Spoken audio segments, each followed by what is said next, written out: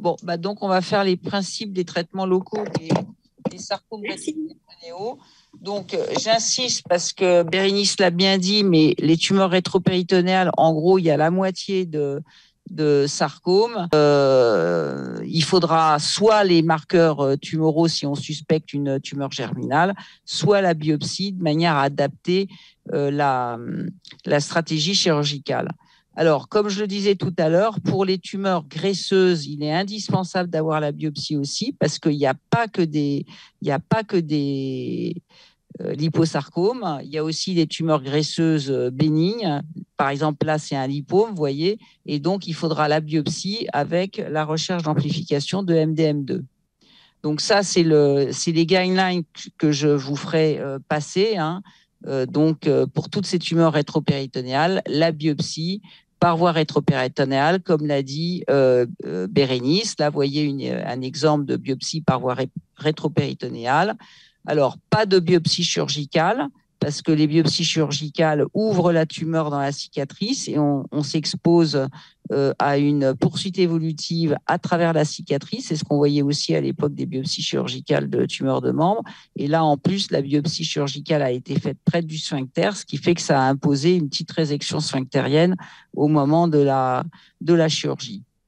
Alors, bien évidemment, là aussi, il faudra la RCP de manière à définir la stratégie thérapeutique. Là, vous voyez, c'était un patient qui avait un Ewing à la biopsie, un Ewing extrasquelettique. Et bien entendu, dans ce cas-là, on commencera par un traitement médical qui permet de faire un geste chirurgical beaucoup plus simple. Donc, dans certains cas, on discutera un traitement médical. Il y a des tumeurs rétropéritonéales ou sous-péritonéales qui sont des tumeurs desmoïdes. Et comme vous le savez, ce sont des patientes pour lesquelles on discutera soit une surveillance en première intention, soit éventuellement un traitement médical. Là, c'est une patiente qui avait une tumeur desmoïde en postpartum et on avait opté pour un traitement hormonal. Et donc, ça évite des chirurgies mutilantes à ces femmes souvent jeunes.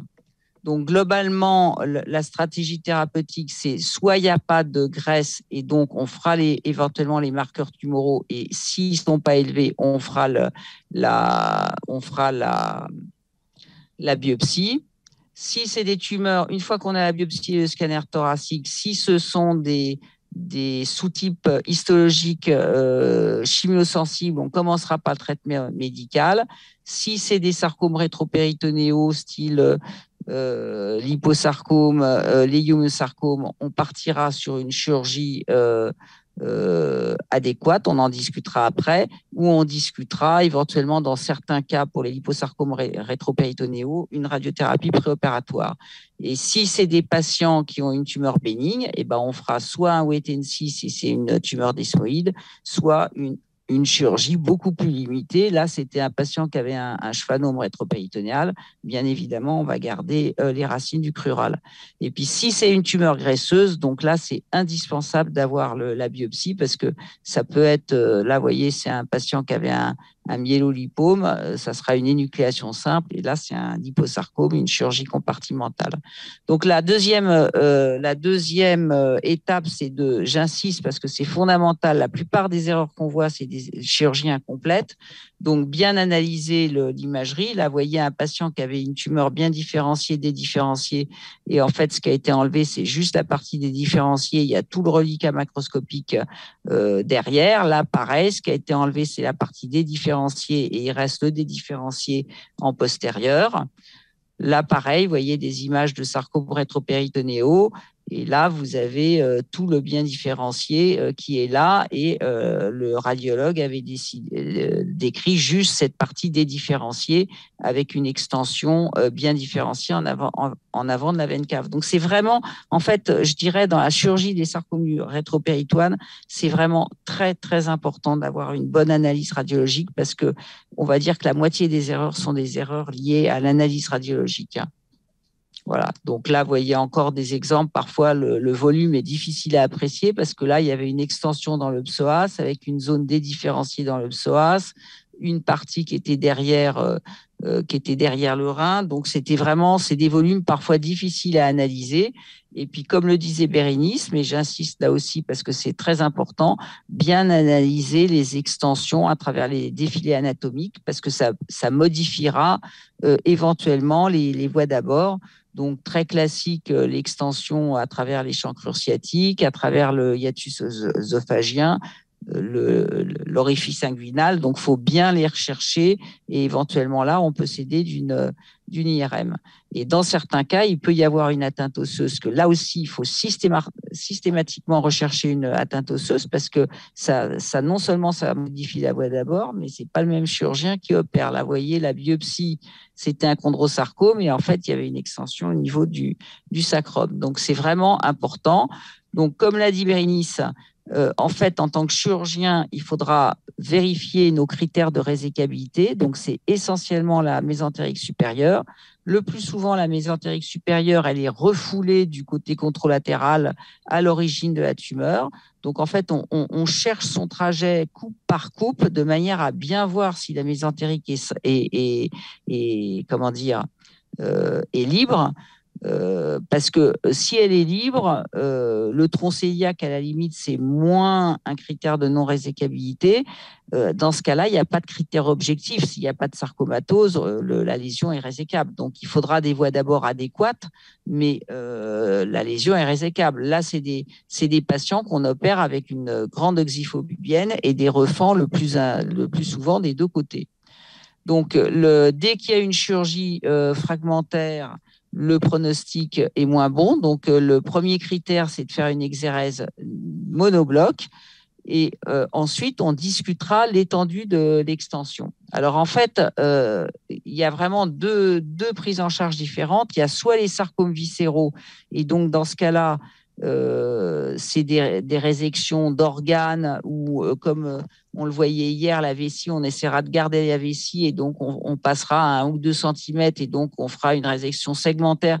Et donc en général, ces sarcomes-là sont mieux opérés que les sarcomes rétropéritonéaux, alors que pour les sarcomes rétropéritonéaux, c'est la même philosophie que les sarcomes de membres. Il y aura le problème des marges. Et comme c'est une tumeur qui n'est pas dans un compartiment, qui n'est pas sur un organe, en fait, on va essayer d'optimiser les marges en enlevant éventuellement des organes adjacents. Donc, ce concept de chirurgie compartimentale, il s'adapte essentiellement au liposarcome. C'est-à-dire qu'au début, on avait tendance à proposer une chirurgie compartimentale à tous, et en fait, maintenant, on ne propose ces chirurgies compartimentales qu'essentiellement aux patients dont le risque de rechute locale est élevé. Donc, c'est les liposarcomes. Les léiomyosarcomes, les TFS, les MPNST, en fait, on n'enlève que la tumeur et ce qu'elle enlève. On ne fera pas une chirurgie compartimentale. Donc, en fait, il y a 2 études qui ont été un petit peu à l'origine du développement de ces chirurgies compartimentales. C'était l'étude de l'AFC, où on avait montré que les patients qui avaient une chirurgie compartimentale avaient un taux de rechute locale qui était beaucoup moins important que les patients qui avaient une exérèse simple. Donc ça, c'était une étude multicentrique. Et là, c'était l'étude d'Alessandro Gronchi en Italie qui avait montré que les patients, donc ces 2 périodes, alors c'est un petit peu critiquable, mais enfin bon, et il avait montré que les patients de la première période qui avaient une chirurgie à type dénucléation avaient un taux de rechute locale qui était beaucoup plus élevé que les patients qui avaient une chirurgie compartimentale. Et en fait, quand on compare les résultats de ces séries avec les patients qui ont eu des exérèses simples, on a une survie à 5 ans, une survie sans récidive et une survie globale qui est meilleure. Alors, parallèlement, dans l'étude rétrospective de l'AFC, on avait montré que les patients, parce qu'à l'époque, on faisait des réexcisions un petit peu comme pour les sarcomes de membres aux patients qui avaient une énucléation. Il y avait eu 21 patients qu'on avait fait. Et en fait, on avait montré que dans près de 80% des cas, il y avait un reliquat microscopique. Voilà. Alors, ceci étant, on a arrêté de faire ces réexcisions parce que c'est quand même lourd pour le patient et on a on n'a pas vraiment montré que ça améliorait la survie globale. Donc, on ne conseille plus de faire des reprises d'exérèse élargies après énucléation. Et puis, l'autre étude qui avait étudié les pièces opératoires, en fait, c'est encore une étude italienne qui montrait que les organes enlevés de manière systématique, en fait, il y avait dans plus de la moitié des cas une infiltration microscopique. Et puis, il y a une autre étude là de Boston qui montre que cet envahissement microscopique est particulièrement important quand il s'agit de liposarcome, en particulier des différenciés. Toutes ces études, en fait, je vous les donnerai dans les documents. Hein. Alors, en fait, le premier papier qui a synthétisé la chirurgie compartimentale, c'est celui-là, qui est cosigné par la plupart des gens qui faisaient du sarcome rétropéritonéal. Donc, en fait, devant, et donc ça s'applique particulièrement, j'insiste, au liposarcome. Donc, quand on voit un liposarcome rétropéritonéal gauche comme celui-là, la mésentérique est simple. Là, vous voyez, le rein est inclus dans la tumeur. Hein. Tout ça, c'est du liposarcome en arrière. C'est l'aspect macroscopique que ça a à l'ouverture. Et donc, en fait, on partira sur une chirurgie compartimentale qui va enlever la tumeur en bloc avec ce qui est dedans. Le rein, on ne le voit même pas quand on fait l'exérèse, avec le côlon et le mésocôlon en avant qui vont correspondre à la berge antérieure qui va être saine, et on minimise les zones d'exérèse marginale, et en arrière, on enlève les aponévroses musculaires, et en dedans, on enlève le péritoine pariétal, éventuellement les obliques profonds s'il y a une infiltration musculaire qu'on aura d'ailleurs recherchée sur l'IRM. Donc, c'est vrai, finalement, les zones marginales, elles vont être au niveau des vaisseaux qu'on n'enlève évidemment pas s'ils sont infiltrés. On passe dans l'adventice vasculaire. Donc, vous voyez, là, sur une lésion plus petite, la chirurgie type, là, on a notre sarcome rétropéritonéal, et en fait, on enlève en bloc le côlon, et donc ça correspond à la berge antérieure qui est donc saine, sauf si la tumeur a franchi le mésocôlon, ce qui arrive quand même dans un certain nombre de cas, auquel cas la séreuse est envahie. Là, en dehors, on a le péritoine pariétal parce qu'on est passé entre le péritoine et les muscles. Et puis en arrière, on ne le voit pas, mais on a les aponévroses. Là, on voit qu'on les a enlevées. Alors, après, la discussion, ça va être sur des organes comme le pancréas. Le pancréas, la plupart des gens sont d'accord pour dire qu'on ne l'enlève que s'il est infiltré et qu'on ne peut pas faire autrement, ou parfois sur des très très grosses tumeurs, on n'a plus vraiment de queue du pancréas, on n'a plus que des îlots pancréatiques qui sont un peu dispersés, et dans ce cas-là, on peut être obligé de faire une splénopancréatectomie. Mais comme la morbidité est beaucoup plus importante parce que c'est des pancréas sains et qu'on s'expose à des fistules pancréatiques, des réactions des pancréatites avec des saignements, on ne le fait vraiment que si on est obligé. Et à droite, le duodénopancréas, c'est là qu'on aura la berge minimum. Mais bien évidemment, c'est pareil, on ne fera pas une DPC pour avoir des marges. Hein. Voilà, donc là, vous voyez, c'est typiquement un liposarcome rétropéritonéal droit. L'aspect que ça a, la pièce opératoire. Donc là, on voit le muscle, mais il y a quand même des zones où on est marginal. Hein. Voilà. Et là, c'était un patient, on avait dû enlever une partie du psoas, on voit les racines du crural derrière. Alors, quand c'est des léiomyosarcomes, comme je le disais, alors souvent, c'est des léiomyosarcomes qui sont quand même sur des structures vasculaires. Hein. Là, on fera une chirurgie où on enlève la tumeur avec ce qu'elle infiltre, mais on ne fera pas des exérèses. Comme le risque, il est essentiellement métastatique, on n'enlèvera que la tumeur. Là, vous voyez, c'était un sarcome de veine cave, on avait enlevé la veine cave, point. Alors après, quand on sera entre chirurgiens, on discutera les modalités de reconstruction ou non. Là, en l'occurrence, la veine cave était quasi obturée et on voit bien qu'il y a plein de collatérales, et donc on n'avait pas mis de prothèse. Donc tout ça, je dirais, c'est maintenant bien décrit dans les différents consensus des gens qui font du sarcome du rétropéritoine, et donc je vous les passerai. Là, il y a eu un update sur les tumeurs primitives qui a été publié l'année dernière, et très clairement, il y a une différence de survie globale entre les patients qui ont été opérés par des chirurgiens experts qui le plus souvent font des chirurgies compartimentales. Donc là, c'est le groupe du transatlantique Rétropéritonéal Sarcoma Working Group. Et là, c'est la CIR database américaine où vous avez la plupart des patients qui sont opérés hors centre avec des chirurgies limitées. Et vous voyez, il y a quand même une différence de survie qui est extrêmement significative. Hein. Alors, cette chirurgie, finalement, elle est relativement safe quand elle est faite en centre expert. Hein. Vous voyez que la mortalité opératoire, elle est de l'ordre de 3%, de 2,5 à 3%. Il y a eu une enquête du TARS là, où il y avait 2,5%. Et le risque de réintervention, il est de l'ordre de 12%. Et bien évidemment, cette morbidité, elle est liée au fait qu'on est obligé en particulier d'enlever des organes comme le pancréas ou les vaisseaux avec pontage. Parce que quand on est obligé de faire des pontages parce qu'on a enlevé par exemple les vaisseaux iliaques, le patient est sous anticoagulant, il y a un gros champ opératoire et donc on s'expose à des hématomes, des problèmes comme ça. Voilà, ça c'est l'étude du TARPS qui montre que, en particulier, les résections pancréatiques, en particulier de la tête du pancréas et les résections vasculaires, augmentent ce risque de morbidité.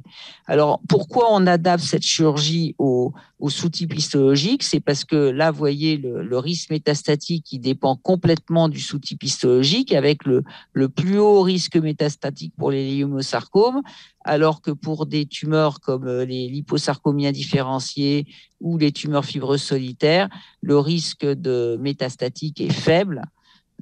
Et c'est exactement l'inverse pour le risque de rechute locale. Le risque de rechute locale, c'est essentiellement les liposarcomes dédifférenciés, mais aussi bien différenciés, alors que le risque de rechute locale des TFS et des léomyosarcomes est relativement faible. Et donc, c'est pour ça que progressivement, on a un petit peu évolué dans les recommandations de chirurgie de ces sarcomes rétropéritonéaux et donc on adapte totalement l'extension de la chirurgie au sous-type histologique. Donc, je répète, la chirurgie compartimentale pour les liposarcomes, dont on a la biopsie, hein, surtout pas faire une chirurgie compartimentale pour que tu n'as pas de 10 après que c'est un myélolipome, et pour les léomyosarcomes, les TFS, les MPNST, on fera une chirurgie qui est limitée à la tumeur et à ce qu'elle envahit.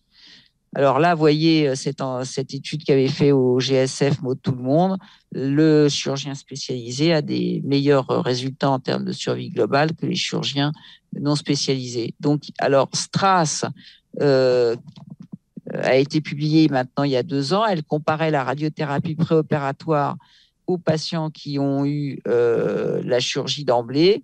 Et donc, les résultats, c'est que de manière globale, pour l'ensemble de l'étude est négative. Et donc, dans les recommandations qu'on a mises à jour, le standard est de ne pas faire de radiothérapie préopératoire. Après, dans le sous-groupe liposarcome, il y a un fort signal, comme on dit, parce qu'on n'a pas le droit de faire de stade sur les sous-groupes, mais il y a un très fort signal en faveur de la radiothérapie préopératoire.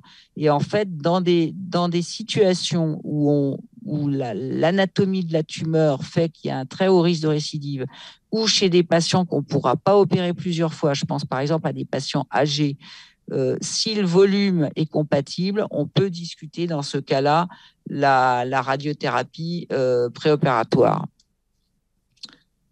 Voilà, donc ça, c'était la conclusion de Strass que finalement, avec un petit peu plus de follow-up, il est possible qu'on mette en évidence, même sur l'ensemble de la population, un bénéfice, mais l'update sera fait à 5 ans. Alors, pour les patients qui ont une rechute, en fait, l'indication opératoire va dépendre un petit peu du sous-type histologique, du délai de la rechute et donc de pas mal de facteurs. C'est sûr que les patients qui bénéficient le plus d'une chirurgie de la rechute, c'est les patients qui ont eu un délai d'apparition de cette rechute long et en particulier pour les tumeurs bien différenciées. Donc là, je passe. Donc là, c'était un exemple, vous voyez, d'un patient qui avait un liposarcome rétropéritonéal localement évolué avec le rein et la veine cave à l'intérieur en 2001. Il a fait une première rechute en 2005, donc assez précocement. Et donc, comme c'était bien différencié, que le délai de la rechute était de 4 ans, il a été opéré donc en 2005. Et en 2015, il a fait une deuxième rechute, vous voyez, qui englobe le rein contralatéral. Et donc là, comme c'était pas volumineux, c'est un patient qu'on a suivi de manière à ne pas s'exposer à une insuffisance rénale en l'opérant. Et donc, pour terminer, l'importance vraiment d'être opéré dans un centre expert, c'est évident que ça permet de mieux définir l'extension de la chirurgie, d'avoir l'habitude de voir l'extension sur le scanner ou l'IRM. Enfin, c'est vraiment extrêmement important que les patients soient opérés dans des centres où le chirurgien a été formé à cette chirurgie.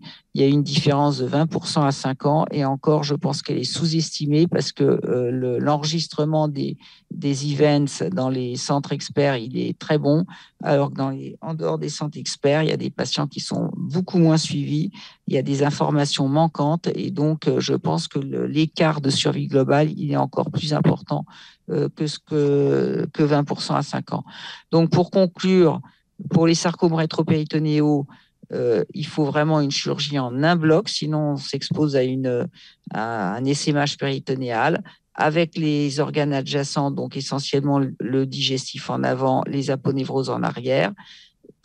Pour les liposarcomes, il faut évidemment mettre en balance cette chirurgie large avec en particulier les comorbidités du patient, le fait qu'il y ait un pontage ou non. Enfin, tout ça doit être vraiment bien discuté.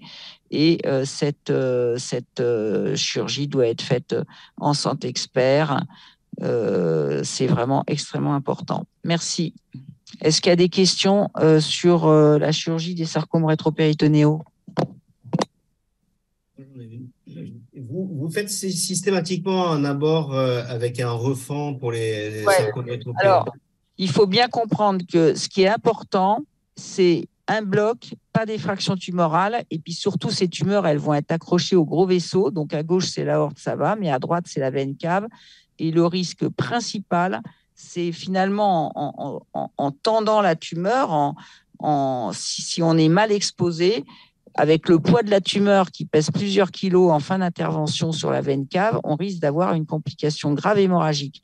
Le problème du patient, c'est de sortir de salle vivant avec une chirurgie qui est faite en un bloc. Donc, je fais systématiquement une médiane. La plupart des gens qui font du rétropéritonéal font ça, plus le refend. Tout le monde fait ça, les Italiens, les Canadiens. Enfin, un refend, si la tumeur n'est pas fait, on va dire 20 à 30 cm, un refend du côté de la tumeur suffit. Quand on arrive à 40-50 cm, on fait un refend bilatéral.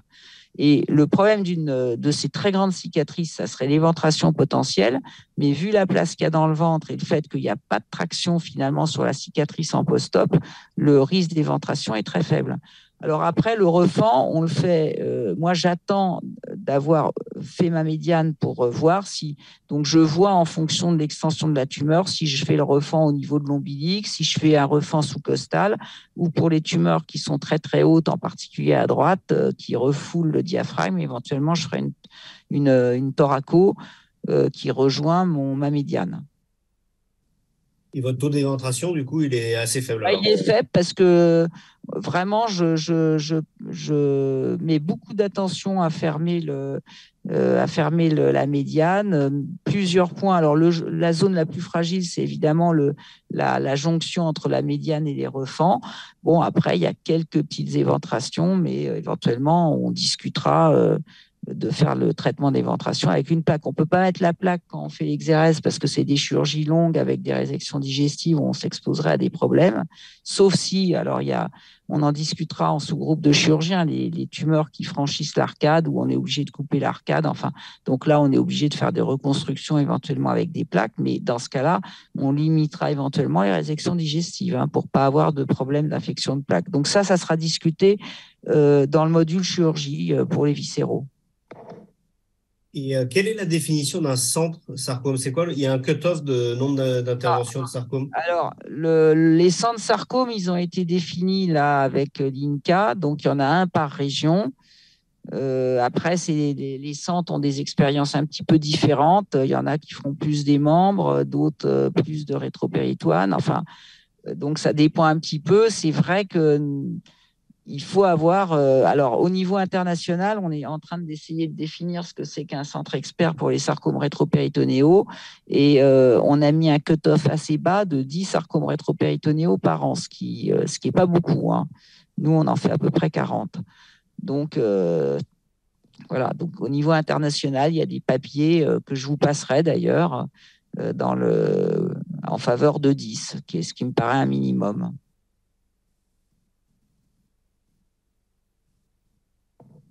Et alors, une dernière question.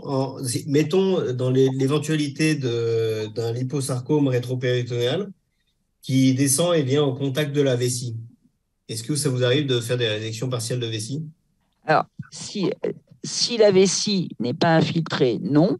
Parce qu'en fait, finalement, cette chirurgie compartimentale pour les liposarcomes, l'objectif, c'est d'avoir le moins possible de morbidité et qu'il n'y ait pas de séquelles pour le patient. Finalement, si on les résections digestives, en plus, si les patients sont très dénutris, on fera une iléostomie. Finalement, la morbidité digestive est très faible. Moi, par exemple, sur ceux que j'ai fait à Curie, là, il y en a, on vient de reprendre, il y en a à peu près 300. Finalement, il y a eu quoi? Il y a eu un leakage anastomotique, c'est tout. Finalement, le risque, et encore, on aurait probablement dû mettre une iléo, mais si vous voulez, le risque de fistule est faible. Par contre, enlever de la vessie, la morbidité est élevée. Donc, en fait, les organes dont la morbidité et les séquelles fonctionnelles sont élevées, on ne les enlève pas juste pour avoir des marges. Donc, c'est vrai pour le pancréas, c'est vrai pour le duodéno-pancréas, c'est vrai pour la vessie. Alors, par contre, il y a parfois des liposarcomes des différenciés qui plongent dans la cavité pelvienne et il y a une infiltration de la paroi. Donc, dans ce cas-là, on peut être amené à faire une résection vésicale, mais c'est que si la vessie est infiltrée, hein. Pareil pour les vaisseaux, c'est-à-dire que tous les organes dont la morbidité serait élevée, c'est-à-dire vessie, vaisseau, pancréas, nerfs, on ne les enlève que s'il y a une infiltration.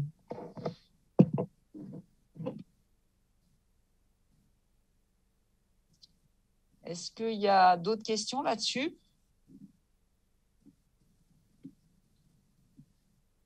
Alors, ce que je conseille, c'est pour les viscéraux, il faut vraiment venir quand on fait des sarcomes rétro pour voir un petit peu qu'est-ce que c'est que ce concept de chirurgie compartimentale. Et pendant le séminaire chirurgie viscérale, on passera des films d'exérèse de sarcome rétro droit et gauche, hein, parce que les difficultés ne sont pas tout à fait les mêmes à droite et à gauche, hein. À droite, le problème principal, c'est la veine cave. À gauche, le problème principal, c'est sur les très, très grosses tumeurs. Le pancréas est moulé dessus avec la rate qui est quasiment inaccessible et c'est parfois pas toujours facile de la libérer. Bon, il est 11 heures. Est-ce que tu es en ligne, Jean-François?